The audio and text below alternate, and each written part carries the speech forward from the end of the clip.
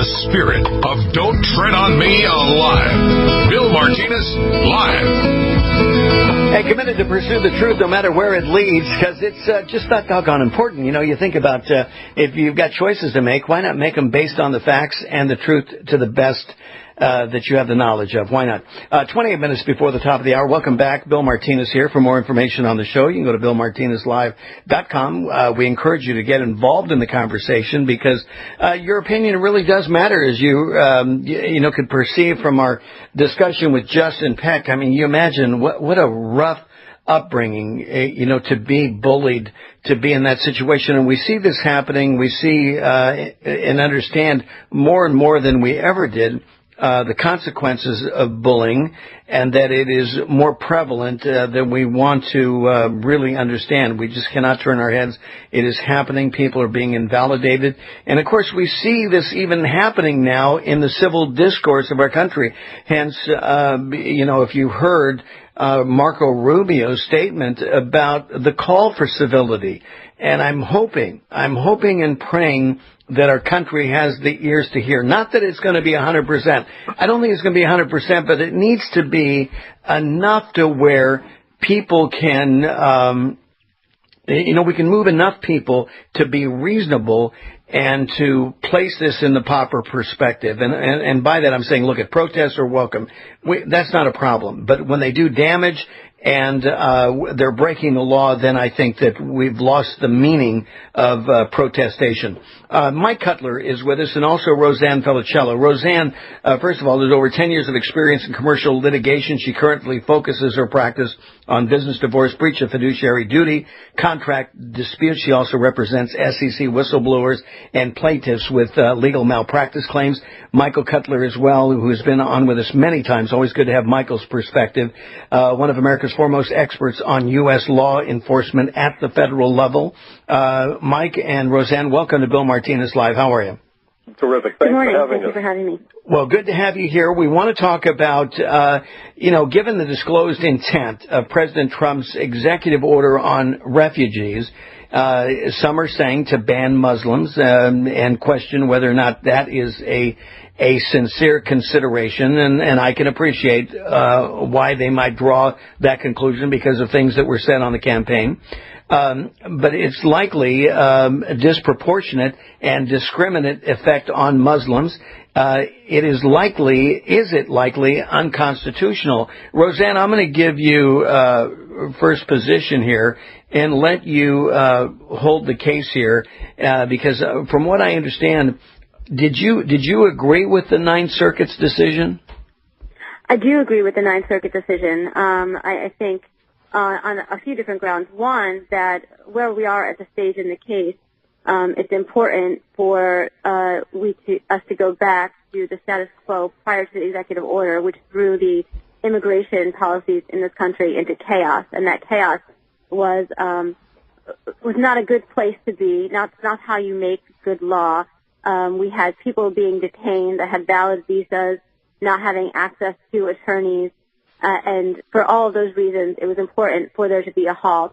And I also think that the executive order has serious problems as far as under the Constitution, whether it provided adequate due process, whether it provides sufficient equal protection of the laws, and whether the president has overstepped his powers in enacting the law. And we also have the issue with the likely disproportionate impact on Muslims, and the lack of a rational basis, a rational tie between the law that was enacted and what he sought to achieve. We have evidence and testimony by people that are in law enforcement that have access to and that in this field for many years, saying that this type of order is not making us any more safe. In fact, it's going to make us more unsafe.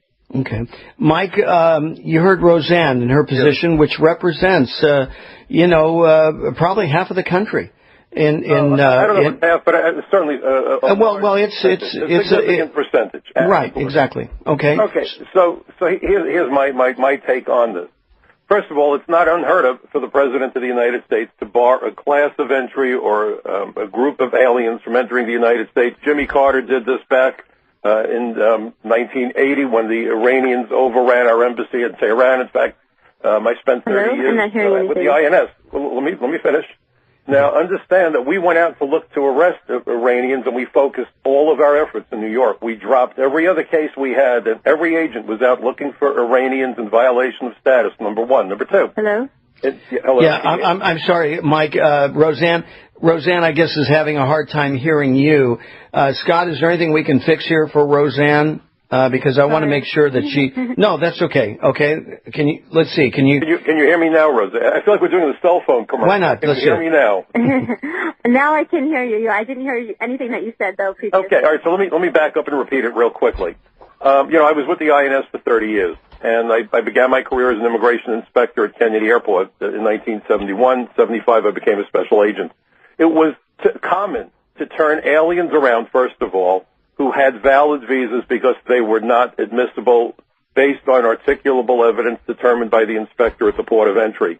State Department has the authority to issue the visa, but they have no authority to admit aliens. In 2013, according to the General Accounting Office and according to Customs and Border Protection, it was the Congressional Research Service, there were 205,000 aliens denied entry at ports of entry. Many of them had valid visas. So the notion that when you have a visa, you have to be admitted is, number one, wrong. 205,000 turned around in 1 year. But that's not Let me just finish.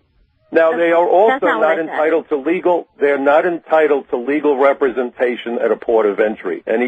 No alien gets legal representation at a port of entry. If they want to see an immigration judge, then they can bring an attorney with them, but not at the port of entry. Now, the other point is, we've seen this done previously. Jimmy Carter in 1980, in response to our embassy at Tehran being overrun by the Iranians, barred the entry of all Iranians for 6 months and had every agent in New York City, bar none, out looking for illegal Iranians. All other case activity came to an immediate stop. Our focus was 100% on Iranians. And the 7 countries, while they are predominantly Muslim countries, if he was trying to keep Muslims out, he's doing a lousy job. Indonesia by itself has roughly as many citizens as the 7 other countries combined. Yeah, Mike, let's have Roseanne respond because, I want to make sure that you're being, represented here, Roseanne. So, absolutely. Let's give you a chance to respond. Sure. Well, the fact that aliens are turned around when at the border they are found to have certain specific reasons why that person should not be admitted. That is one thing, and that is not something that this order does. This order is a blanket order that all of a sudden people who have already been through a very systematic process of vetting, especially the refugees. I mean, can we talk about the refugees? Because the refugees, as you know, go through a very thorough process before they're going to be brought to the country. And then to say that those people are not allowed in for 120 days, and they have nowhere else to go. I mean, when you're a refugee, you're really limited as to you're coming from a situation that's very bad, and you're looking for help. And to be then told that you have to be turned away simply because the president on a Friday evening signed an order is it's just wrong. It's wrong. Rosanna, I understand, in terms of the emotional level and feeling it's wrong, but let's go back with the fundamental. It's wrong as an emotional level, but it's wrong under our Constitution. It's wrong. There's certain problems.